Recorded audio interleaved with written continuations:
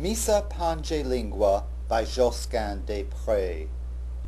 This is the point in the course at which we begin to give careful consideration to titles, and this title has two important elements in it, elements that you must understand, elements that you must remember. The first word of the title, Missa, is the Latin word for Mass. The next two words of the title, Penga Langui, are the name of a hymn.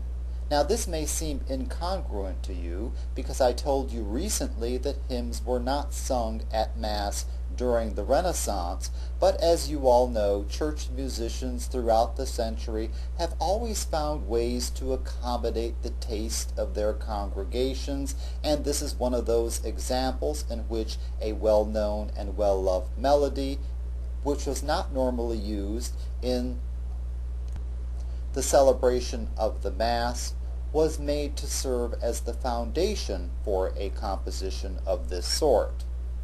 In terms of genre, this composition is exactly what the first word of its title indicates, a Mass or a Mass cycle. A Mass or a Mass cycle is simply the complete setting of the Mass ordinary.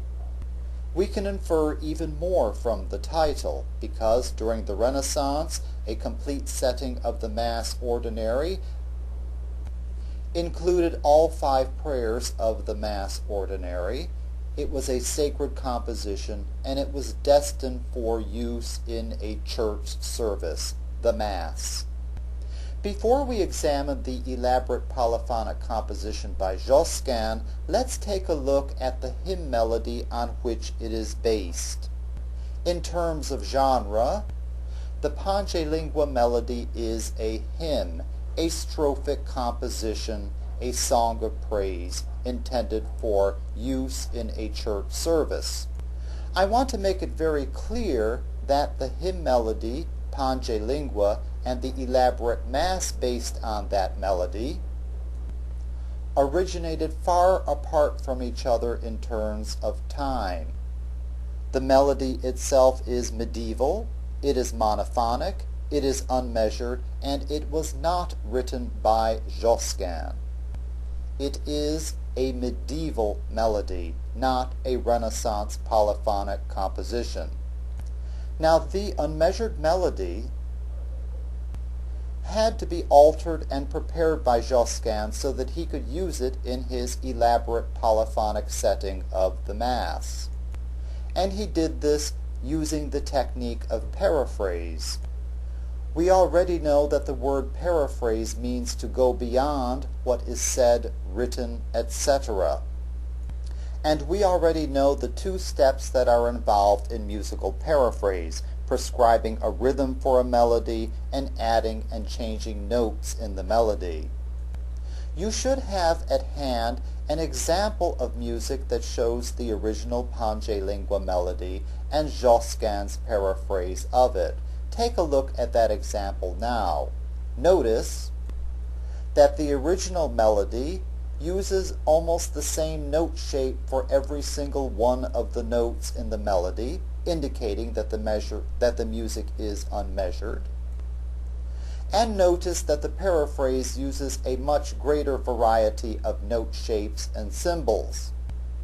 This shows that Josquin prescribed a rhythm for the melody. Also, you can see that there are lines that connect the notes of the original to those that corresponded in the paraphrase.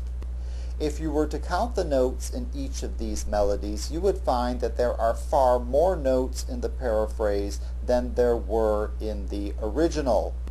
This indicates that Josquin at least added notes to the original melody. We are going to take a look at 2 movements of this Mass, and we're going to start with the Kyrie. Before we do so, take a look at the way the title of this movement of the Mass is indicated. Notice that although it is a song and it is a proper name, it begins with a capital letter, notice that it does not use quotation marks, as is customary with the titles of songs. Kyrie and the titles of the other songs of the sung Mass propers are normally expressed this way, and it should be very easy for you to recognize a list of songs of this type.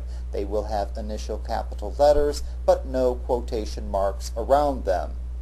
The Kyrie of this Mass is in terms of texture polyphonic, but it is a special type of polyphony. This texture is called imitation. Imitation is the noun form, imitative is the adjectival form. And we know that imitation simply means to copy something. There are two types of musical imitation or musical copying. One is called strict imitation and the other one is called free imitation. And believe it or not, you already know what one of them is from your own experience.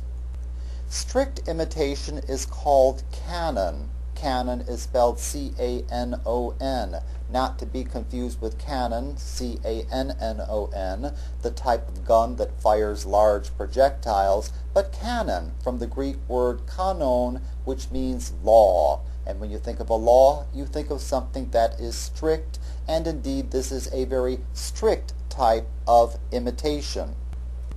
You have doubtless sung compositions in strict imitation, and you probably called them rounds. You probably remember such melodies as Row Your Boat and Frère Jacques from your elementary school music experiences.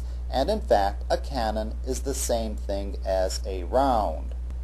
The imitation in strict imitation is both exact and complete, and you know this from your own experience. When you sang rounds in elementary school, you sang the melody through from beginning to end. Even though you may have been in the group that started it after another group, all of you sang the same melody from beginning to end. You simply sang them or started them and stopped them at different time intervals. It takes considerable effort to compose a canon, and composers do not normally invest such effort into compositions. In fact, we will hear no examples of strict imitation any time in this course.